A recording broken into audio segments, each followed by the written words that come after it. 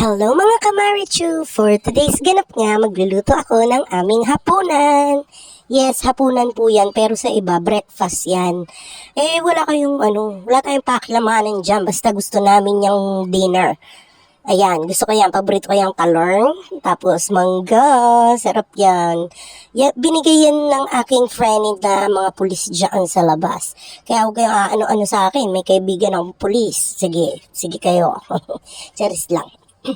Anyway, ang gagawin ko nga pala dyan is imimix ko sa itlog maalat, then imimix ko yung mangga with kamatis and a little bit of soy sauce or nor seasoning. Masarap yun mga frenny. Gustong gusto ko talaga yan kasi nga next month ako ay paalis na. Hindi ko na matitikman sa barko yan. Alam nyo ba sa barko walang mangga? Kung hindi mo palalandiin ang mga chef or uuto-utuin, hindi ka makakahingi ng masarap na pagkain. Dahil ang pagkain namin sa crewmates, mess. As in messy. Charis. Meron namang mga masasarap din na pagkain sa barko. Pero hindi madalas. May time na may Filipino food, yung adobo na may dugo pa yung manok, ganun. Charis lang. O, balikan natin yung talong kasi yung talong yung talong, masarap yung medyo tostado. Huwag nyo nalang pansinin yung aking kawali, mukhang bulok, parang yung ngipin mo, chares. Sabi ng anak ko sa akin bumubulong, sabihin ko raw, isopagus.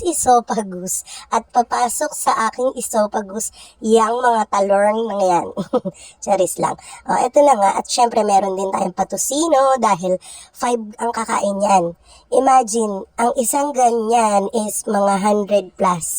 Dalawang ganyan, magkano na siya? Sabihin na natin 200. Dalawa na yan. Tapos yung talong 3 peraso lang yung binili ko. Yung mangga, libre. Yung kamatis, 10 piso.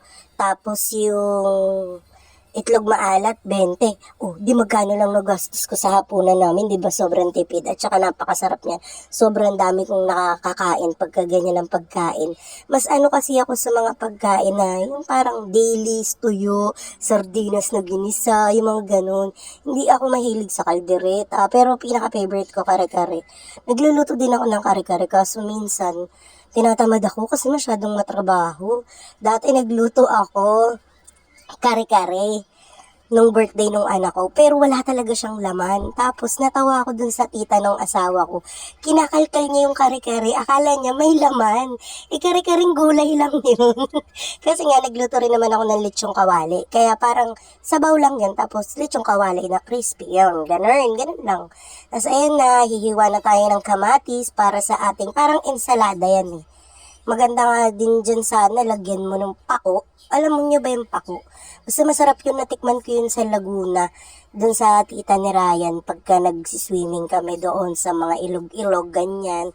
Tapos ayan, yung itlog maalat na yan, hindi maganda, parang itlog lang, tapos yung white egg.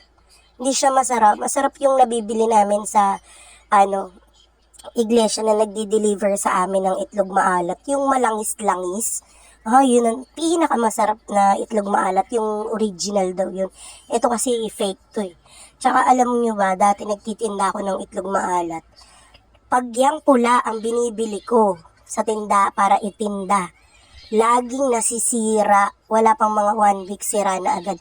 Hindi gaya nung talagang itlog na maalat na dinideliver sa amin. Talaga, promise, ang tagal nun, ang tagal ng shelf life niya. Anyway, multitasking tayo dyan while may ginagawa tayo dyan. Nagluluto tayo ng tusino. Yan, pagka nagluluto ako ng tusino, pinapakuluan ko talaga. Kahit frozen, kahit hindi frozen, basta pinapakuluan ko siya. Ewan ko, hindi naman siya parang required. Pwede rin naman na diretso prito na. Pero sa akin, ewan ko, basta gusto ko talaga yung ganun. Tapos, ayan, walang nagturo sa akin na magluto. Kasi wala naman yung mother and father ko nung lumalaki ako. Parang kusa ko lang siyang natutunan, kakanood siguro, ganyan. Pero one time pala, si kuya ko, yung brother ko, na sumunod sa akin.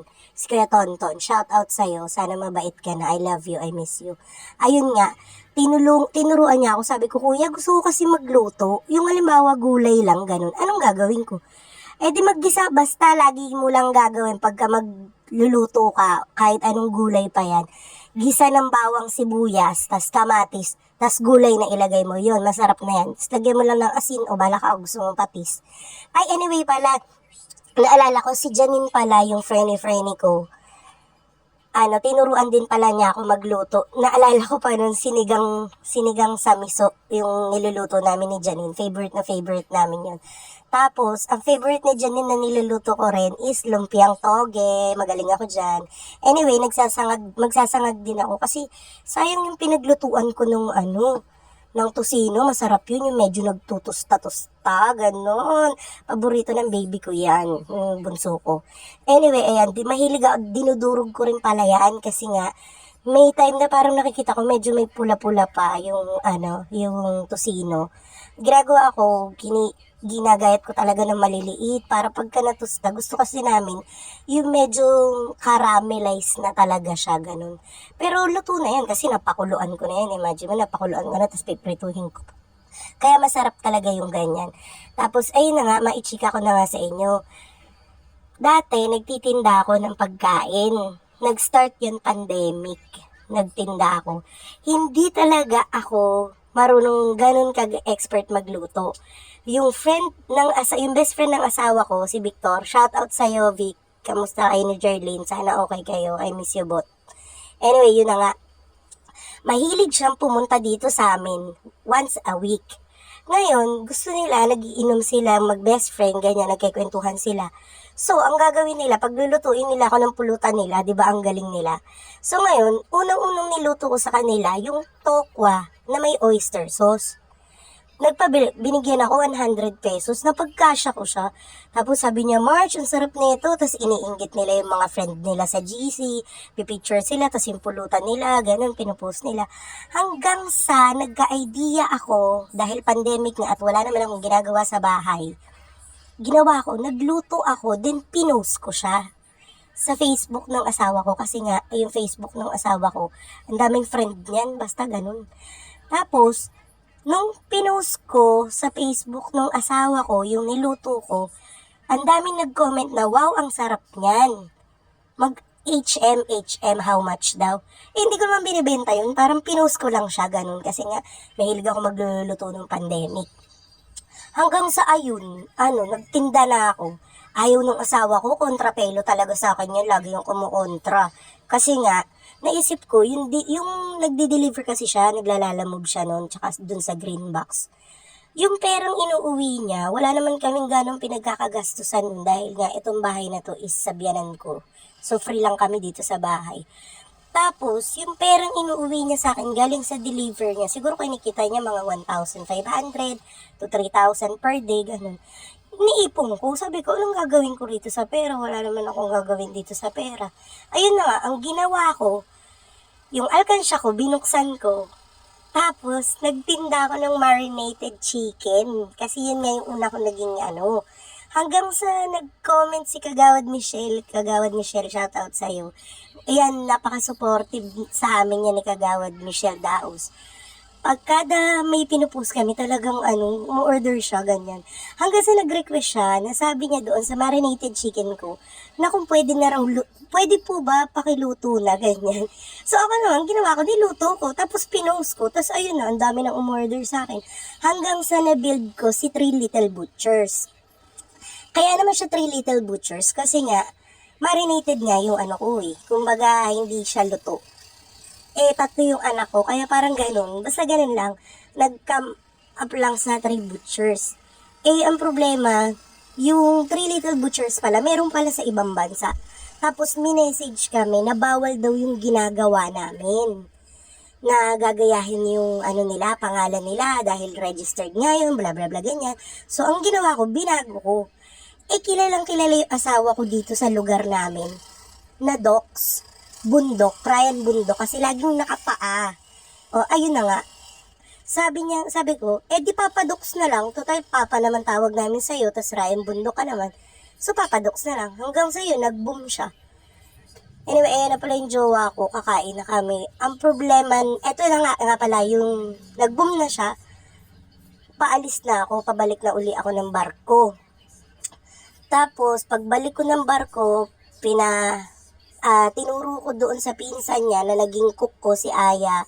I love you, Aya. Thank you sa lahat. Thank you sa suporta. Thank you sa pag-iintindi sa amin. Anyway, yun na nga. Si Aya na ang nagluluto.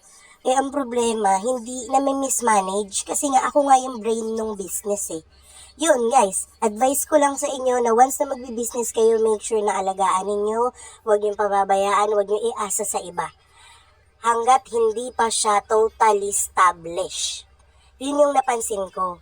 Kaya medyo ginawa ko, binitawan ko muna yun, nagsari-sari store ako, then laundry business. Pero plan ko, next year, pag uwi ko, is ibabalik ko talaga si Papa Docs. At imi-make sure ko na may quality and standard ang ilalabas kong pagkain. Iba 100% sure ko yan. Mag-iipon lang talaga ako. And Lord, sana po maawa ka po. Ingatan mo po ang mga plano ko. Pangunahan mo at alam ko na ikaw ang mangunguna sa lahat ng bagay para sa aming pamilya. Thank you po ulit. At ayan na nga, kumakain na nga kami ng magjowa dyan, ganyan. Sabi niya, Be, ang sarap-sarap ng luto mo. Nang uto pa. Yung pala, walang ibibigay na pera, diba? Saan ka nakakita?